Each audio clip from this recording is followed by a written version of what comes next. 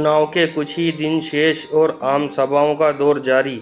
आज दिन मंगलवार को उदयपुरा के गांधी चबूतरा पर होशंगाबाद नर्मदापुरम से कांग्रेस प्रत्याशी पंडित संजय शर्मा संजू भैया के समर्थन में विशाल आम सभा को संबोधित किया।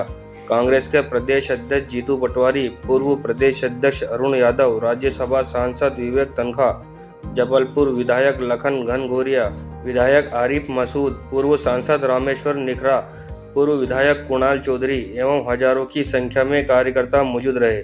पूर्व विधायक देवेंद्र पटेल ने विशाल आम सभा को संबोधित किया, जिसमें कांग्रेस कार्यकर्ता एवं मतदान बंधु हजारों की संख्या में मौजूद रहे। प्रदेश अध्यक्ष जीतू पटवारी ने बीजेपी की सरकार को बहुत झूठा और वादा खिलाफी बताया।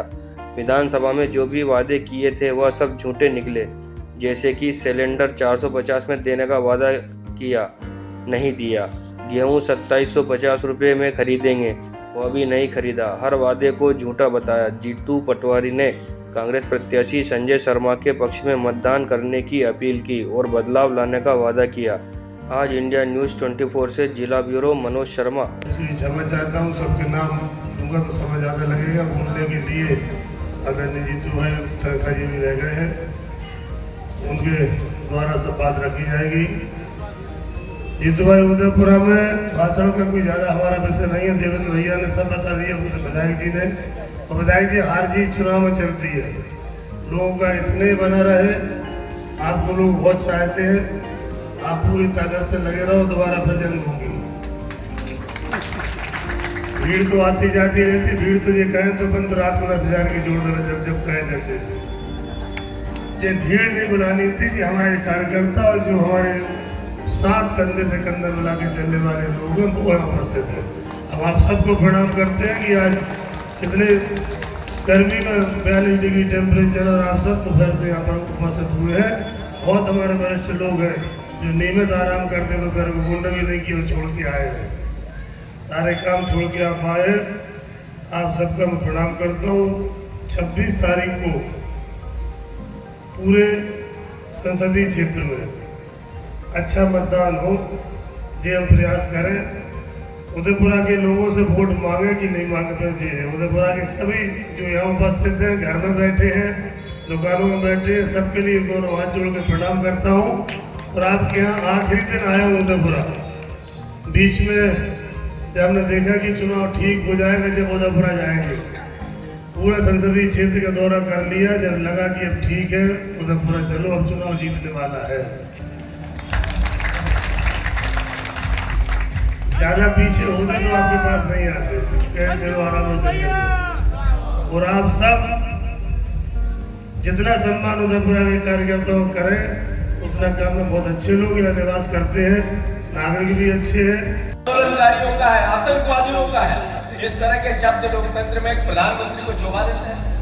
एक प्रधानमंत्री को इस तरह की भाषा जो विपक्ष को सिर्फ गालियां देती है। गांधी परिवार का स्विस बैंक में काला धन है, कुछ नियम बदलूंगा, लेके आऊंगा, मुफ्त में 15-15 लाख मिलेंगे। ये याद है आप लोगों को कि भूल गए?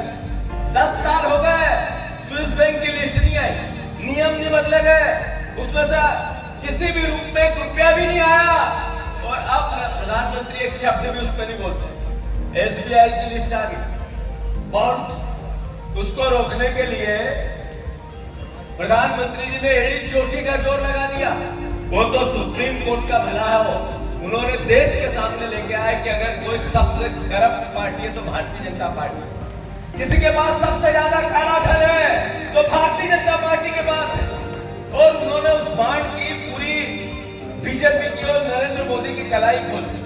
अरे जब कोविड था तब एक परिवार का लोग जो था उसके पास सब देना चाहता था। जब कोविड था अपने आप को लोग समर्पित करना चाहते थे।